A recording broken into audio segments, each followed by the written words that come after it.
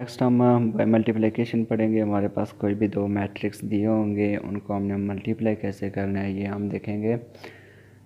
M हमारे पास इधर एक मैट्रिक्स एम है और दूसरा कौन सा है, आई मैट्रिक्स है। इनको हमने कैसे मल्टीप्लाई कराना है ये देख लेते हैं। एम आई आ गया है, इन्हें पहले एम को मैट्रिक्स को रखेंगे, फिर आई मैट्रिक्स को रखेंगे और मल्टीप्लाई कराएंगे इन्हें।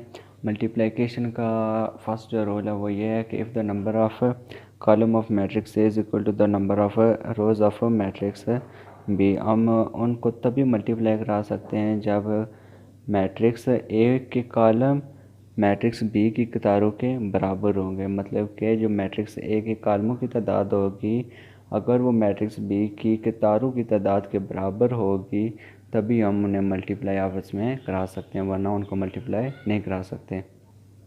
तो हमारे पास एम मैट्रिक्स आ गया 1 2 3 4 और आई मैट्रिक्स है 1 0 0 1। इसको हम कैसे मल्टीप्लाई करेंगे ये हम देख लेते हैं।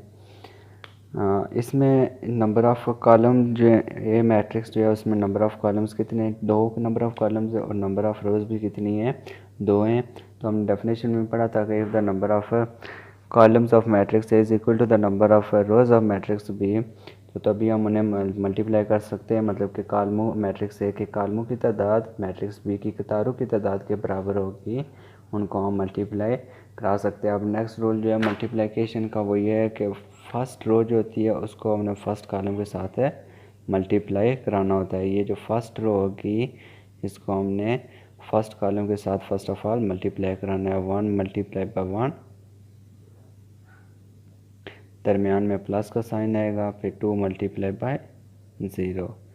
इसी तरह नेक्स्ट फर्स्ट रो को फिर हमने किसके साथ मल्टीप्लाई कराना है, सेकंड कॉलम के साथ। फर्स्ट रो और सेकंड कॉलम, फर्स्ट हमने क्या करना है, फर्स्ट रो को फर्स्ट कॉलम के साथ मल्टीप्लाई कराना है। नेक्स्ट हमने फर्स्ट रो लेनी है और उसको कैसे मल्टीप्लाई कराना है, सेकंड कॉलम के साथ मल्टीप्लाई करा देना है। 1 मल्टीप्लाई बाय 0 और 2 प्लस 2 मल्टीप्लाई बाय 1।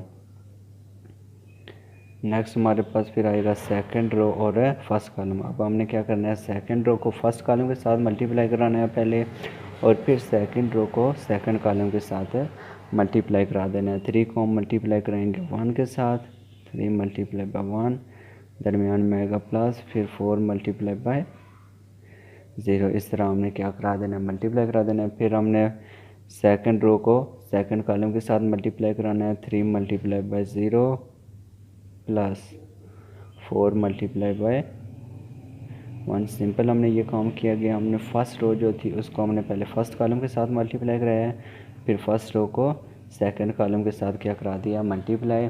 नेक्स्ट हमने सेकंड रो ली है और उसको फर्स्ट कॉलम के साथ मल्टीप्लाई कराया है, और फिर सेकंड रो लिया और उसको सेकंड कॉलम के साथ मल्टीप्लाई करा दिया है। 1 मल्टीप्लाई बाय 1 1 नहीं होता है, और 2 मल्टीप्लाई बाय 0 0, 1 को 0 से मल्टीप्लाई कराएंगे 0 आ जाएगा, प्लस 2 को 1 से मल्टीप्लाई कराएंगे 2 आ जाएगा, 3 1 ज़ा 3, 4 को 0 से मल्टीप्लाई कराएंगे 0, 3 को 0 से मल्टीप्लाई कराएंगे 0, और प्लस है 4, 4 को 1 से मल्टीप्लाई कराएंगे तो ये हमारे पास क्या आएगा, 4 ही आएगा।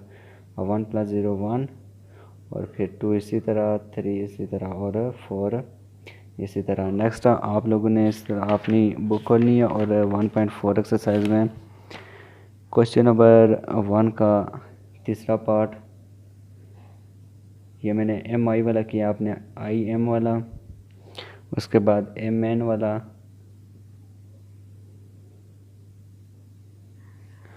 और नेक्स्ट एन आर वाला खुद प्रैक्टिस करनी है। और जहाँ से कुछ ना पता चले नीचे कमेंट में बता देना है, वहाँ पे फिर आपको सलूशन मिल जाएगा।